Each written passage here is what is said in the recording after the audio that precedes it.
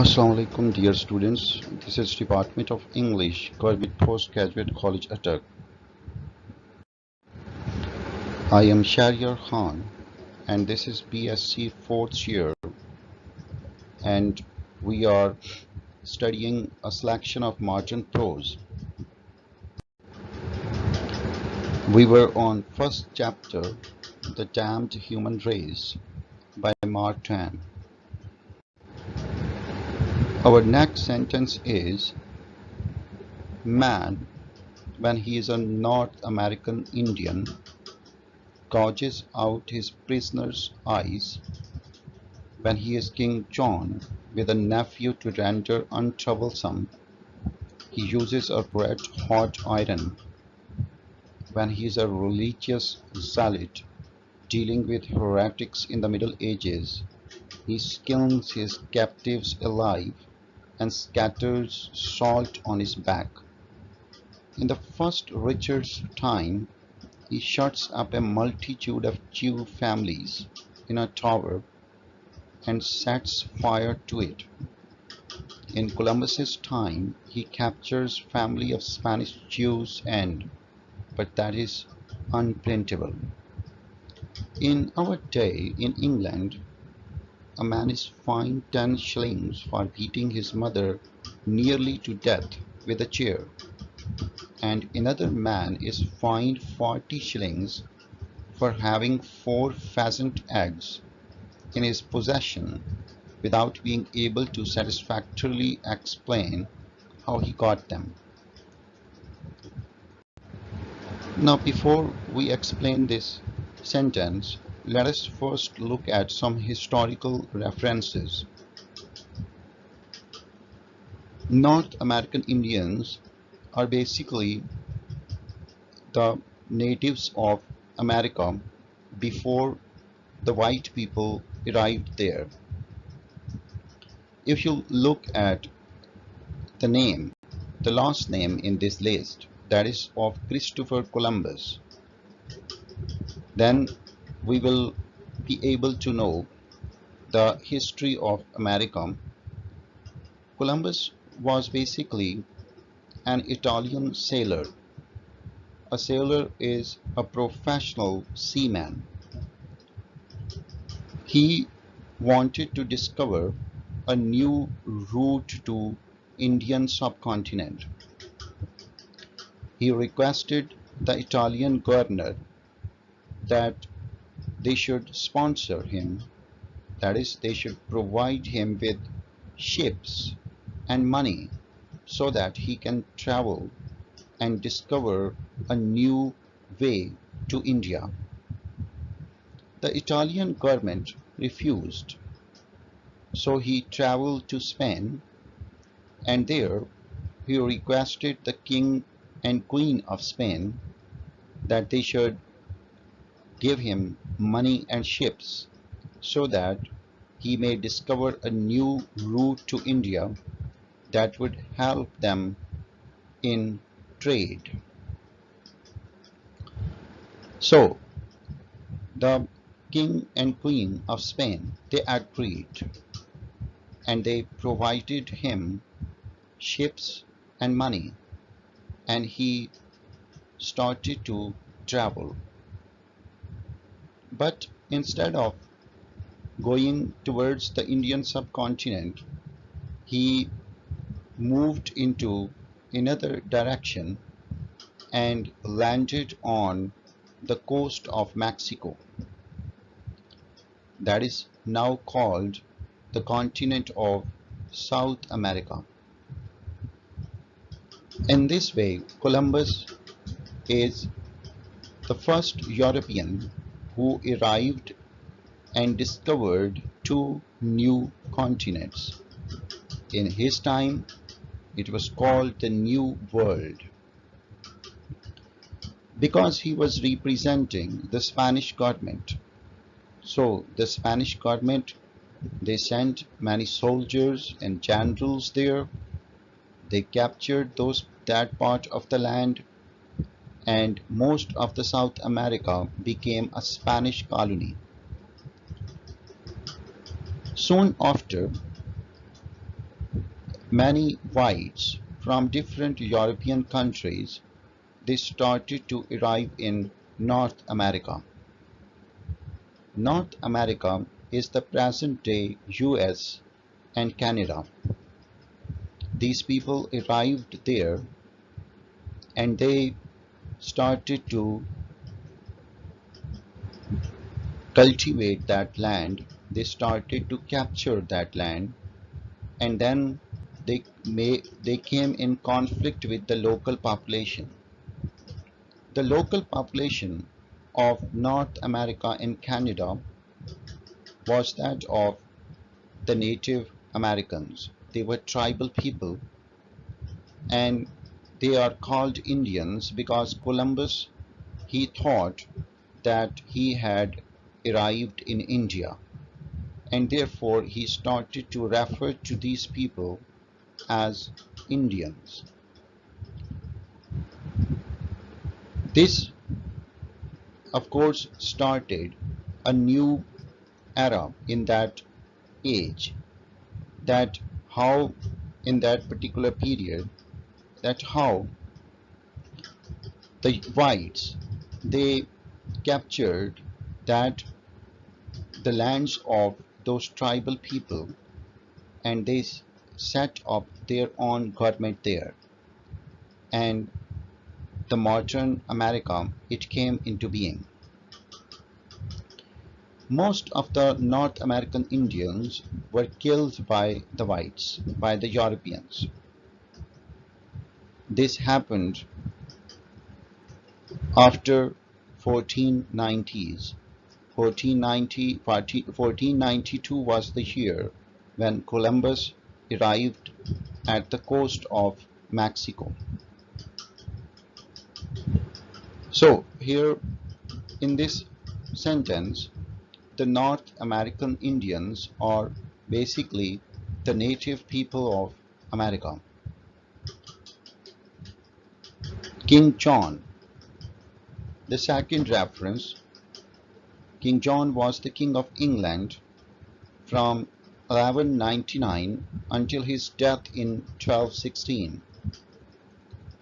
In his period of government, it was a period of great unrest, and there were too much conflicts for the government of England. Middle Ages. Roughly, it is the period between 6th and 15th century.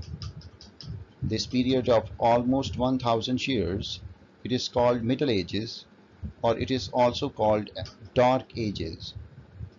Mostly because in this period, the European countries, the European continent, there were no sociological and academic development, and it was the period of the rise of Christianity, and in this period there were no there were too much wars, too many wars. There were strifes and conflicts. Richard I, the King of England from 1189 until his death in 1199, the elder brother of King John, he is known as Richard the Lionheart. He was involved in many crusades against the Muslims. Crusades were the wars that were fought in that period between Muslims and Christians in order to take control of Jerusalem, the holy city in Palestine. He fought many wars with Saladin, the Muslim great warrior. Both respected each other a lot. Now look at some vocabulary from this sentence.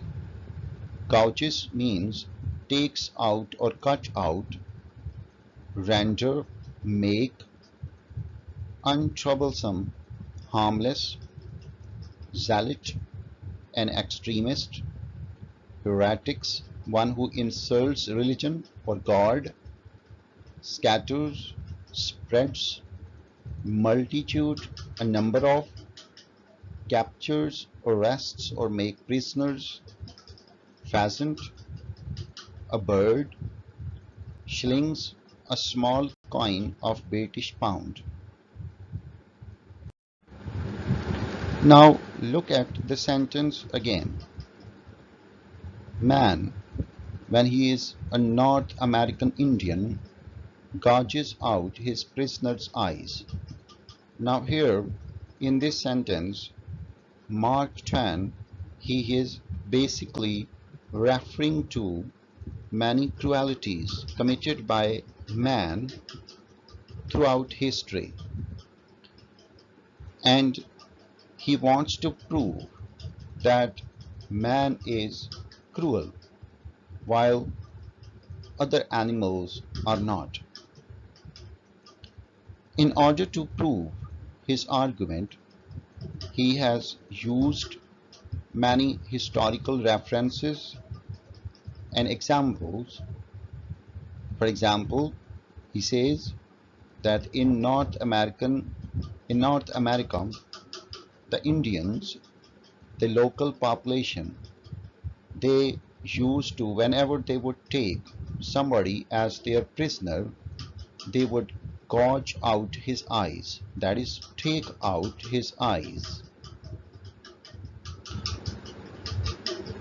This is an example of cruelty of man towards other men. The second example, when he is King John with a nephew to render untroublesome, he uses a red-hot iron. King John, as I explained, was the King of England, and as he was involved in many family conflicts to take control of the kingship of England, so he had a nephew, and he thought that that nephew was a problem for him. So he, in order to make him untroublesome, render mean make, untroublesome mean harmless, he would use a red hot iron to torture him. That is, King John would torture his own nephew with a red hot iron. The third example, when he is a religious zealot dealing with heretics in the Middle Ages, he skins his captives alive and scattered salt on his back.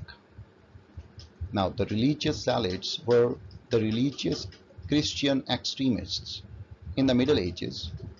They were so much in power in those times, and whosoever would insult God or would pass any remark about God that was considered as insulting, they would skin him alive.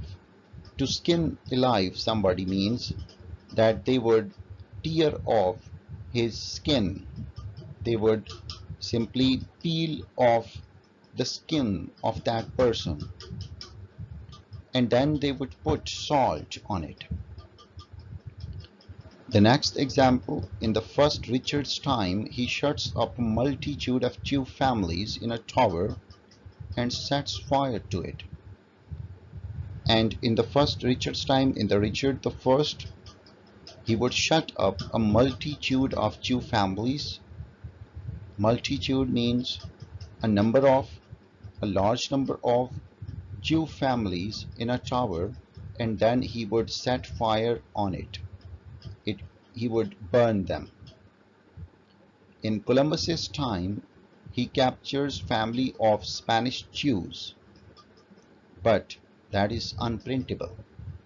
And in the time of Columbus, when the Christians, they would capture a Jewish family, what they did to them, the writer says, I cannot tell you because it is unprintable. It cannot be printed in a form of a book.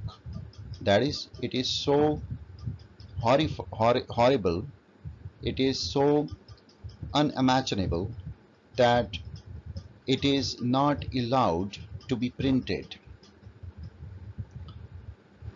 In our day, in England, a man is fined 10 shillings for beating his mother nearly to death with a chair. Now, he's, now he says that in our times, this man continues to be the same. He has not changed.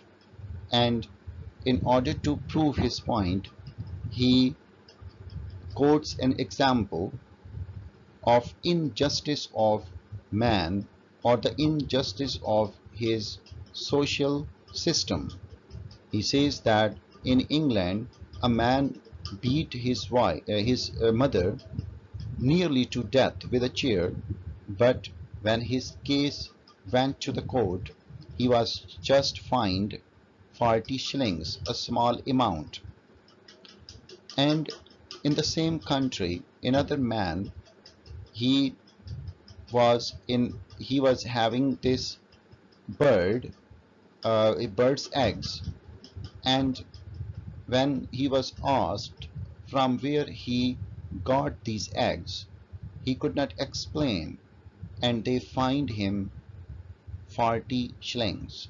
This is that how the mother, when she was beaten and almost died, that man was fined 10 shillings, and another person who only possessed some eggs, he was fined 40 shillings.